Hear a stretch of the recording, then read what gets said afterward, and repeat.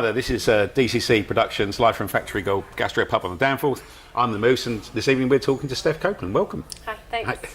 Hi. Steph, let's talk about the first order gigs we've seen you at. I think, first of all, we saw you at the Horseshoe for a new band night, and that was tremendous. That was where I think, well, that was our first time we'd seen you there, and that came across really, really well. But the one that really sticks in the mind just recently was in the Monarch Tavern, with this incredible set design. That just from a photography point of view was absolutely brilliant. Was that lot of fun to play? It was amazing.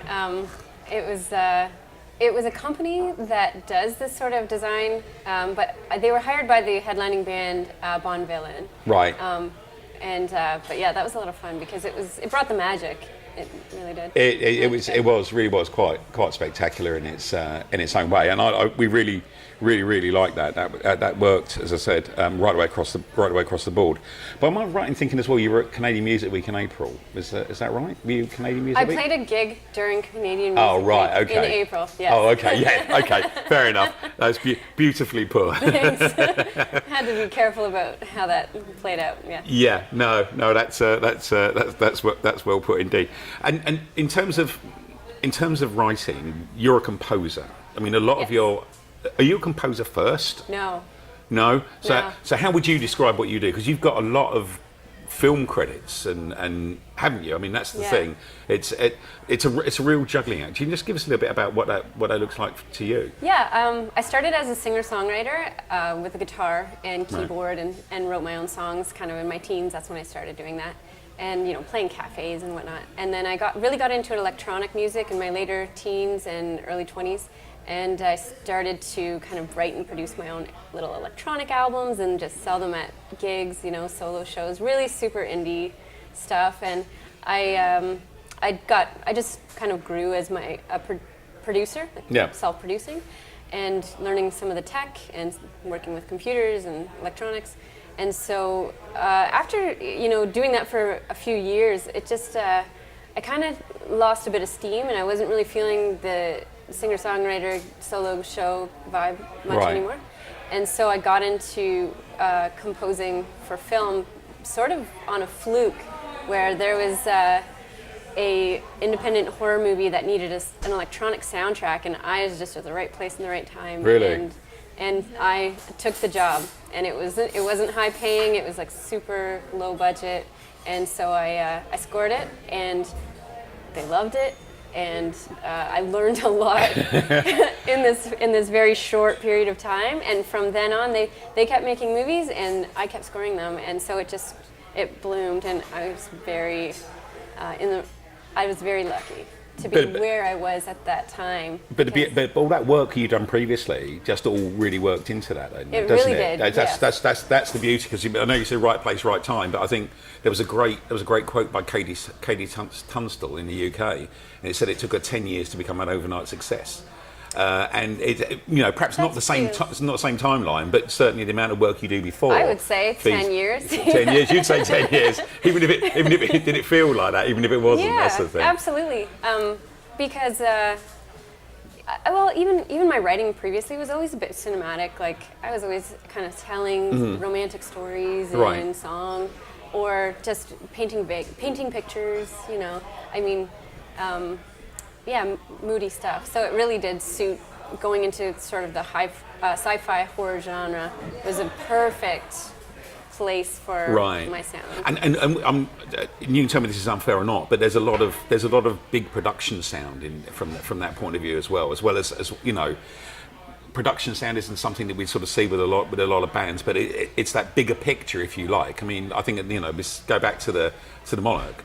There was you on guitar and keyboards, and somebody drumming in behind you. And a drummer, yes. And the drummer was doing a lot of work as well. Wasn't it? Yeah. Between the two of us, we had a lot of technical things happening. But you looked a lot. That's what I'm saying. Perhaps production isn't the right thing, but it looks a lot. The sound is a lot bigger and a lot richer than it does. And that's obviously the work that you're putting into it to make that come out. There's a lot of pre-production, definitely, going on. Absolutely. And Chuck Bucket is the drummer that I play with, and he's he's a master and a whiz, and we both get into tech loops, and we are always trying to elevate the production value of a two-man show. Are you saying competitive? No, not against one another. Not against one another. No. But to add value into is what Absolutely. I mean. Yeah. No. Sure. That's a good competition. Yeah. But in terms of gigs, then, I mean, you know, as I said, we saw you at the Monarch and you're at the Piston, yeah. And where else are you playing as well then? Where else does he play? You play. Oh yes, I'm playing at the Hideout on December 2nd. And December 2nd, and the Piston on November 30th. 30th. Yes. Excellent. Okay, so we'll get that's a good place. The Hideout, I love the Hideout, Never new Hideout. played the Hideout. Have you not? No. Okay. Well, we might be there tonight, depending on how our messaging goes this evening. So Nice. we'll have to see. But the new Hideout has got it's a bigger space. And it's been very good. It's been very good for us so far. Yeah, I think you'll really enjoy it. Actually, All right. yeah, Great. yeah. Looking I think forward to it. I haven't definitely even been enjoy it. in. Have you not? Well, I haven't been to the Piston, so perhaps that's where we might do a crossover there. I Right. might end up in the Piston with you, and we'll see how the Hideout goes. In terms of music, obviously, Public Panic is one of the albums that's actually been on our deck, for want of a better term, ever since we saw you back in the Horseshoe.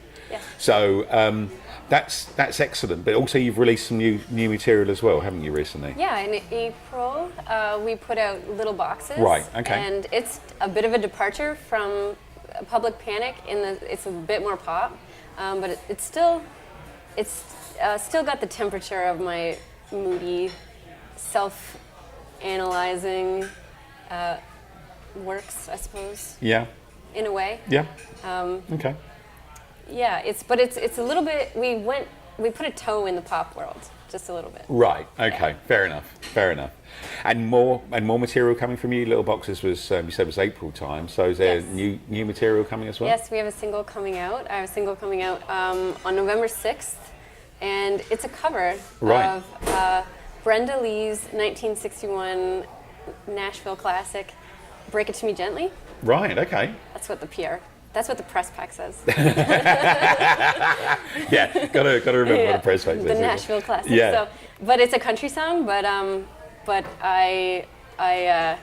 went a little crazy on it. Okay. With synthesizers, and it's a little different. Okay. Well, Yeah. I look forward to that. That sounds absolutely excellent. Okay. Well, that sort of brings to a line where we are at the moment, and we'll move on into the speed round of doom. So, as I said, there's no right or wrong answers with this. It's whatever comes into your head, and believe it, it's lots of the questions are exactly what comes into people's heads. Okay. First time round. So, if you had to, which pizza would most clearly describe your personality? So, if you had to pick a pizza that sort of summed you up, what would the pizza be? What would the toppings be for the pizza? I suppose is probably a better way of putting it. My favorite pizza, I like a margarita. Like a margarita. Margaritas is good. But that goes with my tequila. Excellent. If in terms of straight choice, scorpions or penguins? Oh, a penguin. Penguin. Yeah. Okay. Yeah. Scorpion's not good. No. Nah. No. Okay. Fair enough. Again, isn't it? Maple syrup, overpriced or overrated? Overrated. Yeah. I don't like maple flavor.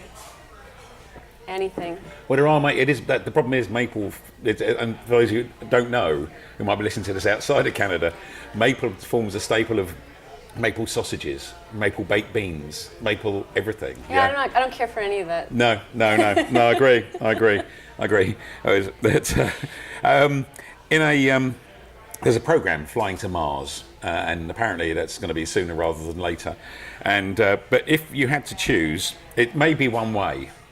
So if you had to choose one of the following people, who would you put on the flight? Would it be Van Morrison, Johnny Rotten? Am I on it? No, you're not on it. I'm No, not on it. you're not on it. I get to put someone on it. You get to put send them someone on it. away Yeah, from you can Earth. go if you want, but Away from Earth forever. you'd have to be with these people. Okay. So no, you're not on it as far as unless you want to be. Yeah. Okay.